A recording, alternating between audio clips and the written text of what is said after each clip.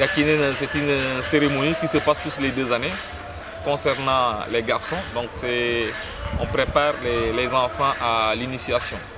Donc ce que vous voyez transporter les femmes au-dessus de leur tête, il y a du riz, il y a également des choses que tu peux avoir pour quand ton enfant, ou bien quand quelqu'un danse, vous lui jetez soit des bonbons pour exprimer votre joie par rapport à l'initiation.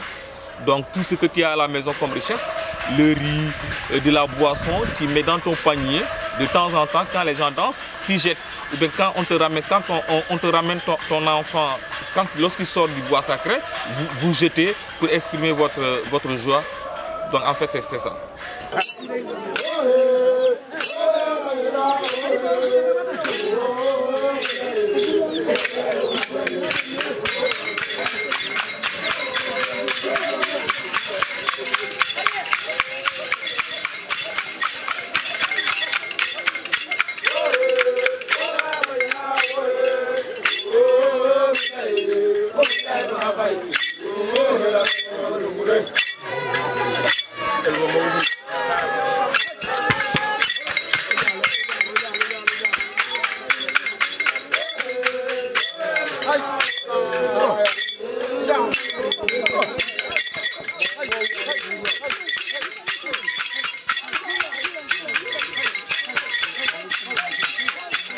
Gakinen, c'est l'une des étapes les plus importantes en chemin vers l'initiation, vers la circoncision. Alors, cette cérémonie a lieu tous les 2 ans, particulièrement chez nous, les années paires. Oui, cette année, c'est 2024, la prochaine, c'est en 2026. Alors, tout enfant qui est né, un garçon, et qui pousse des dents, même s'il pousse une première dent, alors s'il la pousse avant Gakinen, il est obligé, son père est obligé de l'amener. Mais aussi, il y a une dérogation, si le papa n'est pas prêt, il peut surseoir alors pour la prochaine étape. Alors on amène les enfants. Comme par exemple, ici, aujourd'hui, c'est le tour de Essil, le village Essil. Alors, prochainement, la semaine prochaine, c'est un apport, ainsi de suite. Mais il arrive des fois que tous les villages s'entendent pour l'organiser le même jour. Alors, c'est une étape importante. Tout enfant qui ne passe pas par là ne peut pas aller au bois sacré. Alors, les enfants, on les amène, c'est une sorte de purification. C'est la première purification de l'enfant en attendant l'événement essentiel qui est la circoncision. Aujourd'hui, en tant que grand-père, quels sont vos sentiments? Là, je suis très fier, mais aussi et un peu déçu parce que l'animation n'est pas comme on le souhaitait. Nous, à notre époque, c'est-à-dire qu'on faisait la cérémonie, à pareil moment, on est déjà à la maison. C'est-à-dire à l'aube.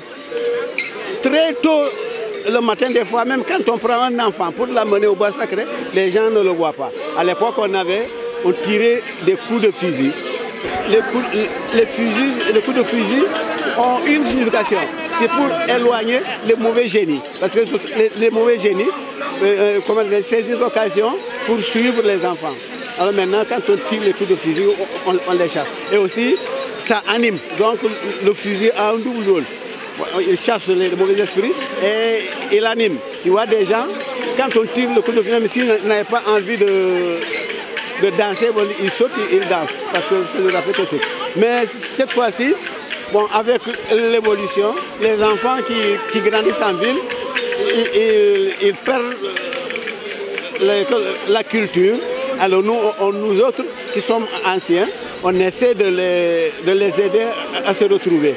Oui, c'est comme ça, parce qu'on leur demande de venir et d'assister pour demain, parce que demain peut-être que nous ne serons pas là.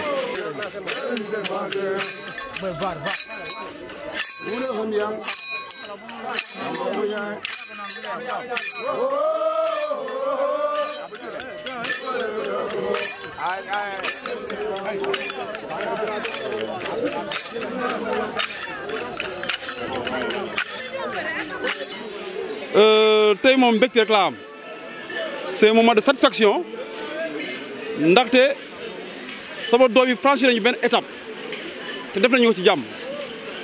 am na ñoo xam ne dañ koy bëgg a def mais les fois day dem ba jege une semaine ñi am ay gàkk-gàkk far duñ ko def te bëri lu ko mën a waral des fois da ngay gis koo xam ne muy dugg fekk booy bi dem na wattu ji alors que booy warul wattu fii lañ ko war a wootee donc kooku dañ koy mujjee fomm beneen ou bien des fois nga waaj yaay yi feebar wala paa bi ñu mujjee fomm donc man tey yu ma yëg-yëg mooy juste bànneex ndaxte booy def nañ ko ci jàmm comme nu mu ko ñu bëgg a nu mu ko ñaanee suñu borom dem nañu def nañ leen génn nañu alhamdulilah rabbil alamin yére ñuul yi moom fii lañ ko fekk ndaxte même suñu maam yi suñu daan dem sax di bu njëkk ba moo xam guerre wala leneen foo jaar mi ngi yor sërëm bu ñuulam parce que foofu nekkee ne yàlla tax na ñu jël ko fa rek jëli bàkkaram rek ci sër bu ñuul lañ koy jébbale defal ko mais sër yu ñuul yi aussi dafa nekk aussi moyen de communication ndaxte ku mën a lire sër yi sër boo gis dañuy am na famille bu mu jógee donc étif yi ngay gis nii ci sër yi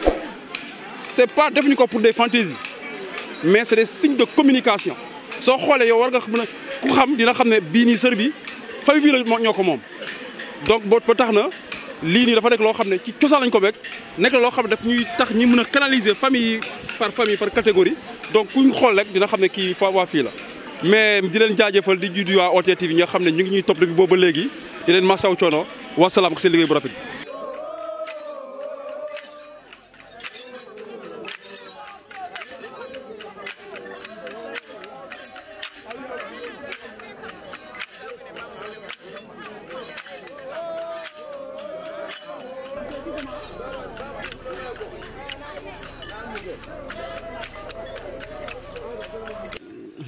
Kàcci Neen mooy cosaan bu nga xam ne fii lañ ko fekk ci sunu yaay yi sunu baay yi maamaati maam mooy ñu ne balaa ngay dugguleel mooy Kàcci Neen da ngay def Kàcci Neen balaa ngay dugguleel tant que defoo Kàcci Neen doo mën a dugguleel moo tax da ngay gis kii nekk xale kii nekk mag ni nga mag a mag fa nga dugg foofu balaa ngay dem ci lël bi moo tax ñun jigéen ñi bi ñu eggee du ñu yegg am na fi ñuy yem ak ñoom même tangu lël sax am na fi ñuy yem ak ñoom moo tax Kàcci Neen fii lañ ko fekk te dañuy jël ñebbe la ñuy jël defaral leen seen cosaan bi bu ñu génnee tey fii bu ñu eggee dañuy jël ñebbe ñu njëkk a génnee seen cosaan bi ak ñuul bi ak yoxos balaa ñuy jox nit yi ñu lekk moo tax li nga xam ne loolu lu métti la yëfu góor la waaye jigéen bokk na si parce que jigéen moo jur doom moo koy jox sër mu woddu mu mun a génn même ku góor ki sax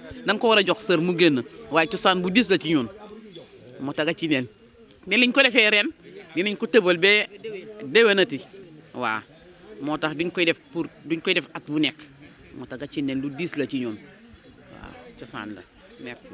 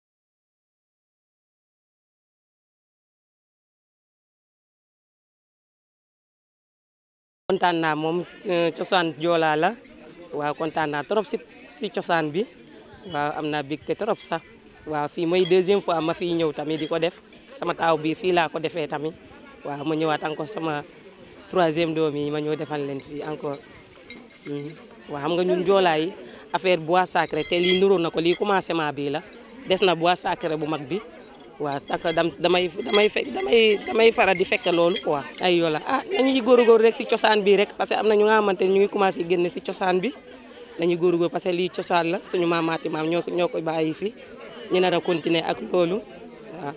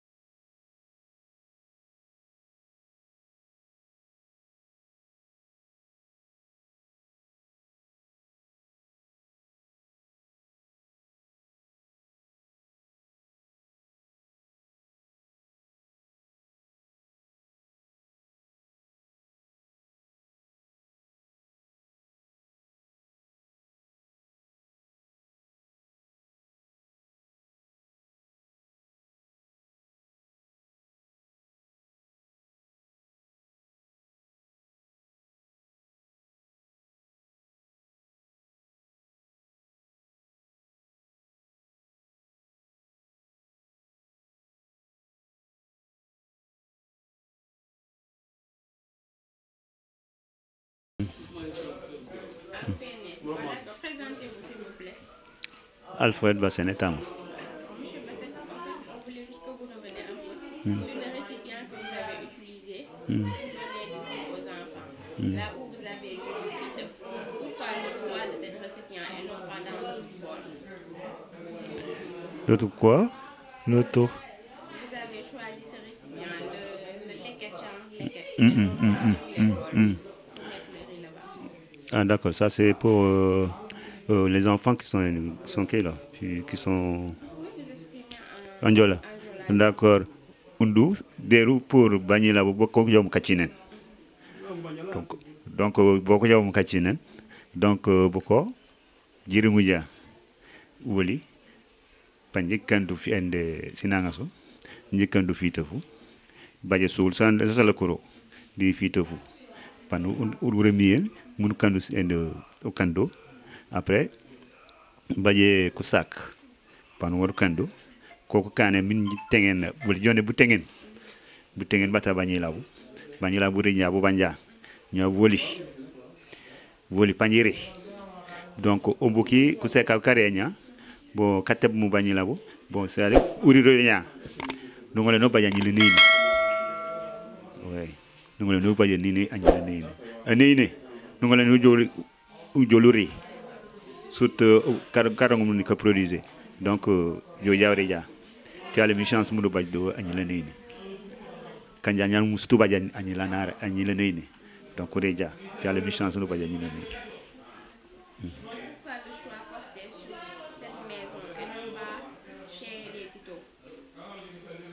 Pour le choix que vous avez porté sur cette maison, dans la cour, et non pas ailleurs. Non. Utema, c'est-à-dire Ute. Vous dites que vous Pauli. Du bas du événement comme Panji Jolo, Panji Kantu, Hani Babu nous connaissons dans la soli, Pantebu Batate. Oba, vous connaissez dans la soli, Pantebu Baote. Oui. Ute, d'être par le pas, non. Pourquoi pas? Sinon, on se peut passer sur nos quintal. Dès ça, vendredi, Baye Kaja Bokachinen, Indian le Panachinen. Donc, Panachinen, Kamoraku, vendredi, samedi, Panachinen. Donc, Sinangasu, Datepe. Moi, bon, vous dites que vous coupez le soy tok ni coupé mais yo ngalen indi donc tuto comme piken boko more ne le payola jaat bane let ko lañu ko morto ñawri ñeña banaga ma e sukay pe pan ko pour betate bon ndikan mo ci jarmi ko e sukay be ma ngi met ante pour ko yone ju bom ante pour que way tatema les batito bon babu ko palo ko manja ko kop ji tasnya tate ko jobbu tito ko ngone ko mun kayo puis banja ju nok mais di banja après neno jike sukay ko resi nanga ko bane ñe ko saka ko panjo jiri kusaka ko jibanja tito pangana ngar bunu ka wala anentate ngar bunu ka wala anentate siro yo la ngara anentate tate panjiranio dio jaaji parenya hanere no panela ko tate mi an lata gor tant que njen tan gor eta gor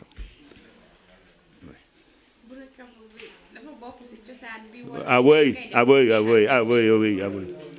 de cosana yo oui de cosana donc uri nga nya kalimo ray bon di jo jela ko tate mi ñu jok to jungole ni ji filmer il y a pas de problème yo jungole ni ji filmer ya oui seulement bon mji bon o mu njend qualité genon mo kanena du jakki filmer ni pour il y a pas de problème bu ñu ngolé ne filmer ñene non kati non non jak mi tab ji suba bu su kay non quand on san il y a pas de problème ñaw ri ñak li ma ray di yo kat to ji ngolé ne filmer bañu la yu ka bañu la bu bu tatu pe han ko se ka ko pe merci beaucoup en tout cas OK